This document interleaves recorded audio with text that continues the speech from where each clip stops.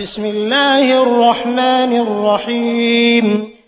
لم يكن الذين كفروا من أهل الكتاب والمشركين منفكين حتى تأتيهم البينة، رسول من الله يتلو صحفا مطهرة فيها كتب قيمة، وما تفرق الذين أوتوا الكتاب إلا من بعد ما جاءتهم البينة، وما أمروا إلا ليعبدوا الله مخلصين له الدين حنفاء ويقيموا الصلاة ويؤتوا الزكاة وذلك دين القيمة.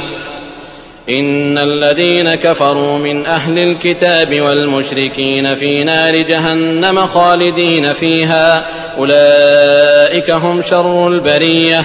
إن الذين آمنوا وعملوا الصالحات أولئك هم خير البرية، جزاؤهم عند ربهم جنات عدن تجري من تحتها الأنهار خالدين فيها أبدا، رضي الله عنهم ورضوا عنه، ذلك لمن خشي ربه.